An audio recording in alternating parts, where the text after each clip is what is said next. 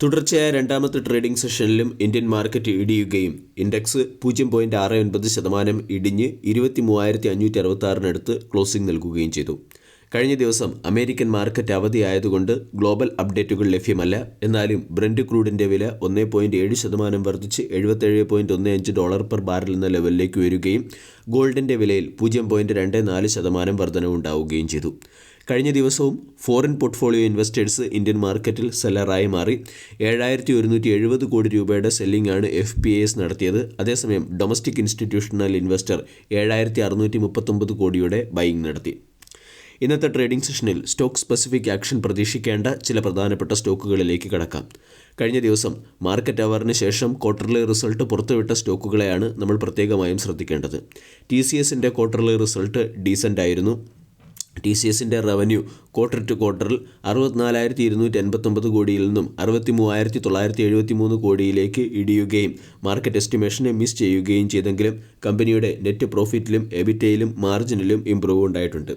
Net profit quarter to quarter 4%, year on ഇയറിൽ 12% വർദ്ധിച്ച് 11,985 കോടിയിൽ നിന്നും 12,444 കോടിയിലേക്കെത്തി.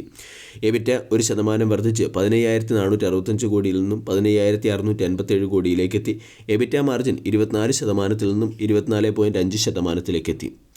ടാറ്റ ഇലാക്സിയുടെ ക്വാർട്ടർലി റിസൾട്ട് നിരാശാജനകമാണ്. കമ്പനിയുടെ റവന്യൂ ക്വാർട്ടർ ടു ക്വാർട്ടറിൽ 1.7% ഇടിയുകയും നെറ്റ് പ്രോഫിറ്റ് 13% ഇടിയുകയും എബിറ്റ 8% ഇടിയുകയും മാർജിൻ 25.1% നിന്നും 23.5%ലേക്ക് എത്തുകയും ചെയ്തു. 985 കോടിയിൽ നിന്നും റവന്യൂ 939 കോടിയിലേക്കാണ് ഇടിഞ്ഞത്. നെറ്റ് പ്രോഫിറ്റ് 229 കോടിയിൽ നിന്നും 199 കോടിയിലേക്ക് ഇടിഞ്ഞു. ഇറാഡയുടെ ക്വാർട്ടർലി റിസൾട്ടിൽ കമ്പനിയുടെ റവന്യൂ 35% വർദ്ധിച്ച് 1,282 കോടിയിൽ നിന്നും 1,698 കോടിയിലേക്കെത്തി. നെറ്റ് പ്രോഫിറ്റ് 27% വർദ്ധിച്ച് 335 കോടിയിൽ നിന്നും 425 കോടിയിലേക്കെത്തി.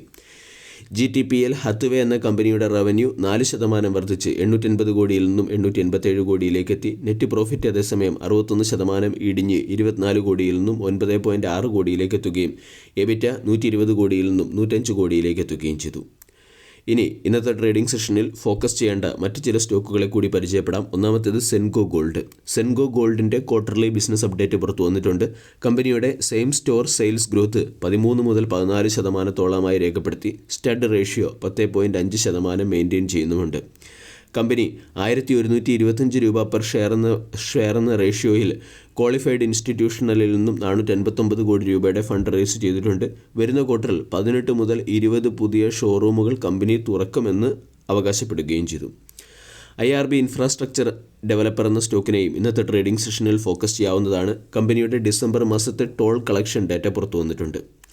കഴിഞ്ഞ വർഷത്തെ ഡിസംബർ മാസവുമായി താരതമ്യപ്പെടുത്തുമ്പോൾ ടോൾ കളക്ഷൻ 264 നിന്നും 345 കോടിയിലേക്കെത്തി. ടോൾ കളക്ഷനിൽ 31% വർധനവാണ് ഉണ്ടായിരിക്കുന്നത്. യുണൈറ്റഡ് ബ്രീവറീസിൻ്റെ പ്രൊഡക്റ്റുകൾക്ക് വില കൂട്ടാൻ സമ്മതിക്കാത്ത സാഹചര്യത്തിൽ യുണൈറ്റഡ് ബ്രീവറീസ് എന്ന സ്റ്റോക്കിനെയും ഇന്നത്തെ ട്രേഡിംഗ് സെഷനിൽ ഫോക്കസ് ചെയ്യാവുന്നതാണ്. തെലങ്കാനയിലെ ഇൻവെസ്റ്റ്മെൻറ്റുമായി കണ്ടിന്യൂ ചെയ്തു പോകാനാണ് കമ്പനിയുടെ തീരുമാനം. ആൾറെഡി തെലങ്കാനയിലെ കമ്പനിയുടെ പ്രൊഡക്റ്റുകൾക്ക് മുകളിൽ ഏകദേശം 70% സ്റ്റേറ്റ് ടാക്സുകൾ ചുമത്തുന്നുണ്ട്. ക്യാംസ് എന്ന സ്റ്റോക്ക് ഇൻഷുറൻസ് റിപ്പോസിറ്ററി സർവീസുമായി ബന്ധപ്പെട്ട് ക്യാംസ് എന്ന സ്റ്റോക്കിനെയും ഇന്നത്തെ ട്രേഡിംഗ് സെഷനിൽ ഫോക്കസ് ചെയ്യാവുന്നതാണ്.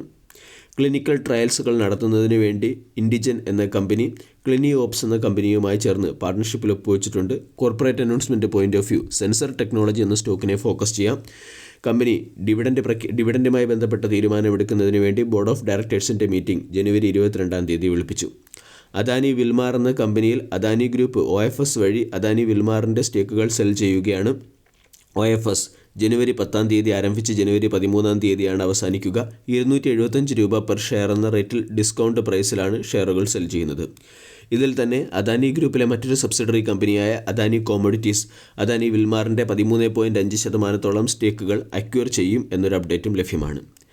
TCS TRIL യൂണിറ്റ് കൈവശം വെച്ചിരുന്ന 1,625 കോടി രൂപയുടെ ലാൻഡ് അക്വയർ ചെയ്യുന്നതിന് വേണ്ടി ബോർഡ് ഓഫ് ഡയറക്ടേഴ്സിൻ്റെ അപ്രൂവൽ നൽകിയിട്ടുണ്ട്. ഇതിൻ്റെ പശ്ചാത്തലത്തിൽ TCS എന്ന സ്റ്റോക്കിനെ ഫോക്കസ് ചെയ്യാം.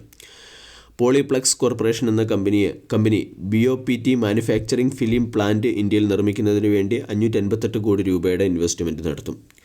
ആരതി ഫാർമസ്യൂട്ടിക്കൽ എന്ന കമ്പനി പ്രോസീൽ ഗ്രീൻ പവർ എന്ന കമ്പനിയുടെ 26.25% സ്റ്റേക്ക് അക്വയർ ചെയ്യാൻ തീരുമാനിച്ചു.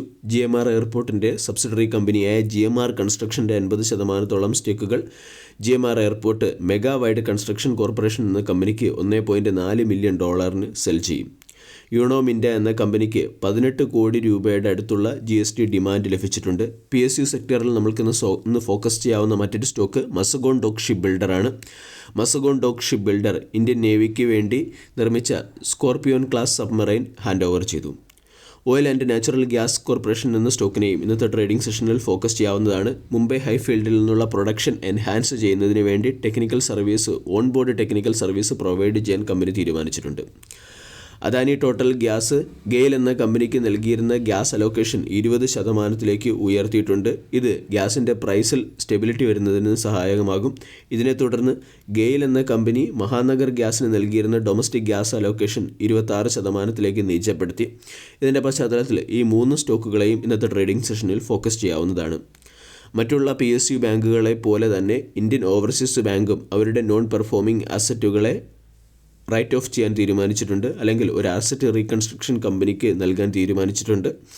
ഇതിനുവേണ്ടി 11,500 കോടി രൂപയുടെ നോൺ പെർഫോമിംഗ് അസറ്റുകളായിരിക്കും കമ്പനി ഒരു അസറ്റ് റീകൺസ്ട്രക്ഷൻ കമ്പനിയിലേക്ക് ട്രാൻസ്ഫർ ചെയ്യുക. അസറ്റ് റീകൺസ്ട്രക്ഷൻ കമ്പനിയെ ക്ഷണിച്ചുകൊണ്ടുള്ള നോട്ടിഫിക്കേഷൻ കമ്പനി പുറത്തുവിടുകയും ചെയ്തു.